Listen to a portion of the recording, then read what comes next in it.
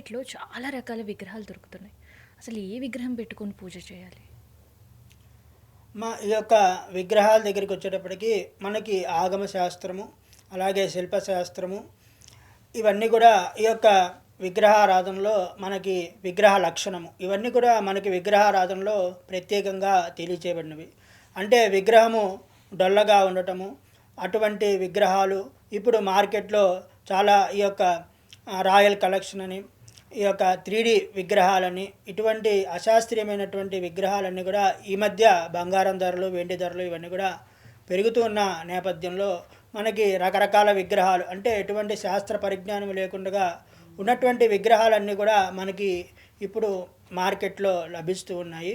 అంటే మనం మార్కెట్లో ఉన్నటువంటి విగ్రహాలు మనకి 3D కలెక్షన్, రాయల్ కలెక్షన్ అని చెప్పి ఇప్పుడు అనేక రకమైనటువంటి అశాస్త్రీయమైనటువంటి విగ్రహాలు వస్తూ ఉన్నాయి. అవి ఈ విధంగా ఉంటూ ఉన్నాయి.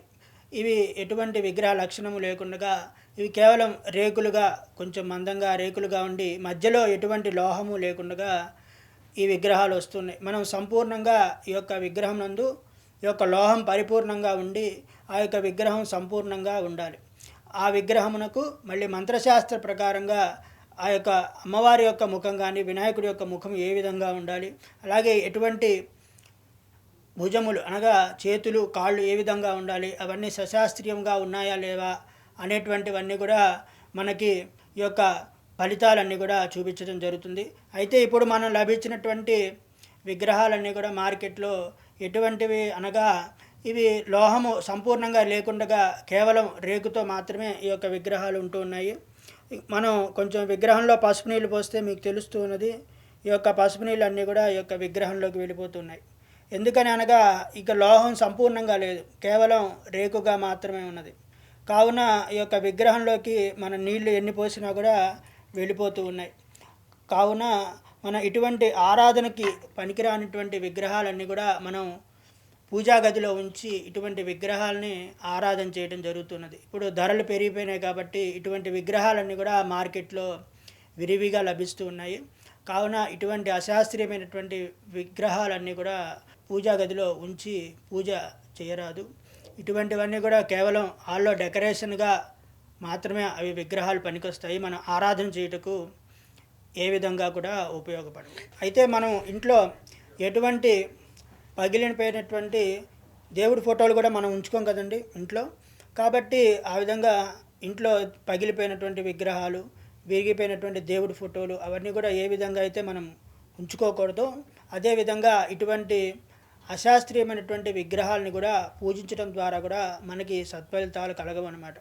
ఇటువంటి విగ్రహాలు ఇప్పుడు వస్తూ ఉన్నాయి. కాబట్టి అందరూ కూడా ఈ యొక్క విగ్రహము ఆగమ శాస్త్ర ప్రకారంగా అనగా ఆగమ శాస్త్రము, వేదము ఈ యొక్క మంత్రశాస్త్ర ప్రకారంగా అనగా చతుర్భుజే చంద్రకళావతంసే కుచోన్నతే కుంకుమరాగశోనే పుండ్రేక్షు పాశాంకుశ పుష్పబాణహస్తే నమస్తే జగదేక మాత. అంటే ఇప్పుడు మన అమ్మవారి యొక్క శ్లోకం చదువుకున్నాం. మరి ఇది శ్లోకమే కదండి గురువుగారు అంటే, ఈ యొక్క శ్లోకమునందు అమ్మవారిని వర్ణించారు. చతుర్భుజే అంటే 4 భుజాలు కలిగినటువంటి అమ్మవారు, చంద్రకళావతంసే ఈ యొక్క శిరస్సునందు ఈ యొక్క చంద్రరేఖని ధరించి అమ్మవారు ఎంతో చిరు మందహాసముతో ఈ యొక్క దేవత ఉన్నది అని చెప్పి మనకి ఈ యొక్క మంత్రశాస్త్రంలో చెప్పడం జరిగింది. ఆ విధంగా మనకి మంత్రశాస్త్రమునందు, వేదమునందు ఏ విధమైనటువంటి ఆరాధన, విగ్రహారాధన ఏ విధమైనటువంటి ఆరాధన చేయమని చెప్పారో ఆ విధంగా ఉన్నటువంటి విగ్రహాలని మనం ఆరాధన చేయడం ద్వారా మనం సత్ఫలితాలని పొందవచ్చు. గురుగారు ఎలాంటి విగ్రహాలు పూజించొద్దో చెప్పారు. ఎలాంటి విగ్రహాలు పూజించాలి? ఎందుకంటే మార్కెట్‌లో ఇత్తడి విగ్రహాలు కనిపిస్తున్నాయి, పంచలోహాల విగ్రహాలు, వెండి విగ్రహాలు ఇవన్నీ కూడా అందుబాటులో ఉన్నాయి. మనము పూజా పద్ధతి నందు పంచలోహములు అంటే బంగారము, రాగి, ఇత్తడి, అలాగే సీసము మొదలగు పదార్థములతో చేసేటువంటి ఈ యొక్క పంచలోహ విగ్రహములు మనము ప్రతి దేవాలయంలో కూడా ఈ యొక్క విగ్రహాలు ఉండటం జరుగుతుంది.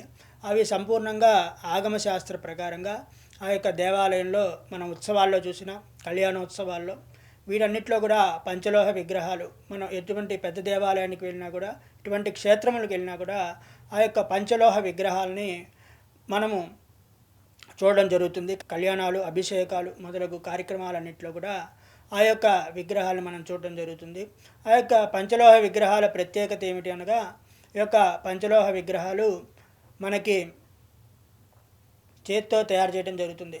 ఏననగా ఒక మైనము తీసుకొని, మైనపు ముద్ద తీసుకొని, మైనపు ముద్దల ఆకారంలో ఆ యొక్క అమ్మవారి ఆకారమును ఆ యొక్క మైనంలో తయారు చేసి దాన్ని పోతగా పోసి ఆ యొక్క విగ్రహాన్ని సశాస్త్రీయముగా మనం ఎటువంటి మంత్రశాస్త్రము, వేదశాస్త్రము చెప్పిన విధంగా అటువంటి నిష్ణాతులైనటువంటి ఈ యొక్క పని వాళ్ళ ద్వారా వారు ఆ యొక్క విగ్రహాన్ని సక్రమంగా తయారు చేయడం జరుగుతుంది.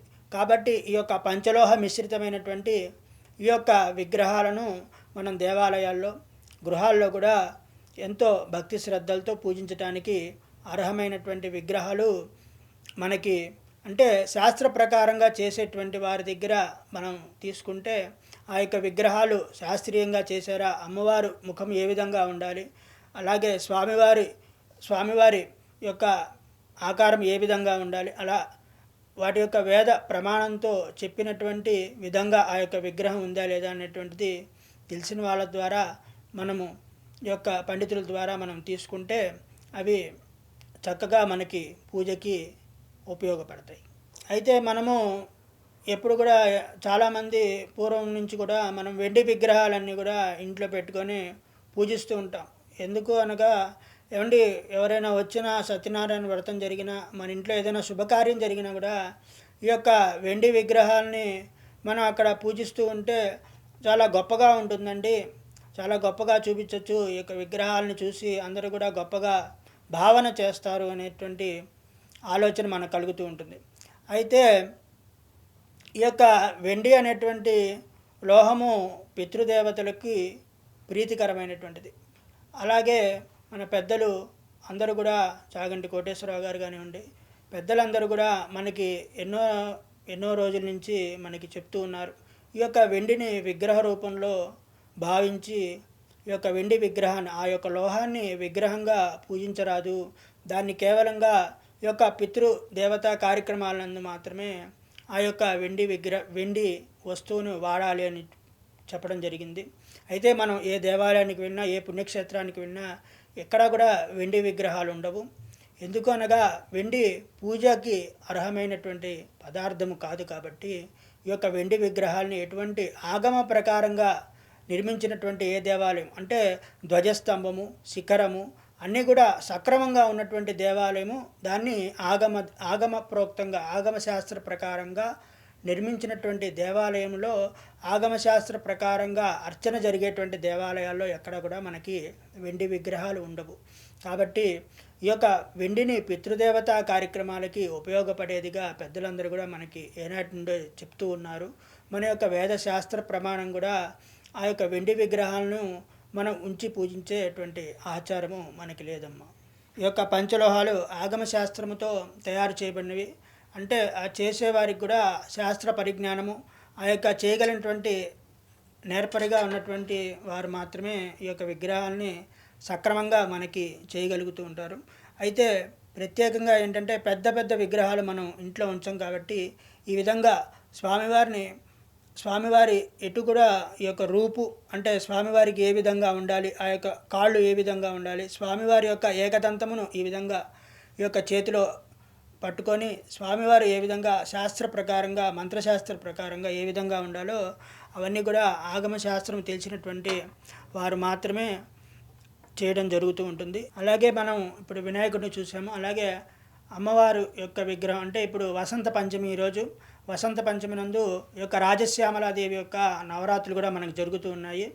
ఈ యొక్క శ్యామలా నవరాత్రుల్లో ఈ యొక్క రాజశ్యామలాదేవి ఈ విధంగా అష్టభుజాలతో ఉంటుందన్నమాట. అమ్మవారు 6 చేతుల్లో 6 రకాలైనటువంటి ఆయుధాలు పట్టుకొని, అలాగే ఈ యొక్క ముందర ఉన్నటువంటి 2 చేతుల్లో ఈ యొక్క వీణను ఈ విధంగా ఉంచి, సరస్వతీదేవికి రాజశ్యామలాదేవికి కూడా మనకి మంత్రశాస్త్రంలో ఈ యొక్క ప్రమాణంగా చెప్పబడింది. కాబట్టి ఈ యొక్క రాజశ్యామలాదేవి నవరాత్రులు కూడా ఇప్పుడు జరుగుతున్నాయి. అవన్నీ కూడా ఎంతో విశిష్టమైనటువంటి నవరాత్రులు జరుగుతున్నాయి. అమ్మవారు ఈ యొక్క వీణాపాణిగా ఉండి మనకి అన్ని విధాలైనటువంటి సంపదలు, వాక్సిద్ధి, అలాగే మనకు కావాల్సినటువంటి రాజభోగములన్నీ కూడా ఈ యొక్క రాజశ్యామలాదేవి ఆరాధన చేయడం ద్వారా వస్తుందని చెప్పి మనకి వేద ప్రమాణంగా తెలుస్తున్నది.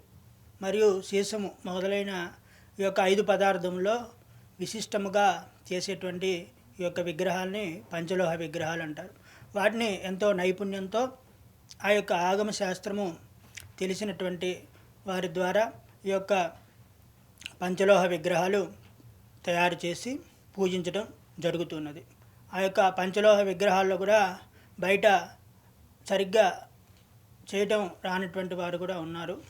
కాబట్టి అటువంటి విగ్రహములు కాకుండా ఈ యొక్క వేద ప్రమాణంతో చేసేటువంటి ఆ యొక్క విగ్రహాలను మనం ఆరాధించడం ద్వారా మనకి సంపూర్ణమైనటువంటి ఫలితాలు అనేవి వస్తూ ఉంటాయి.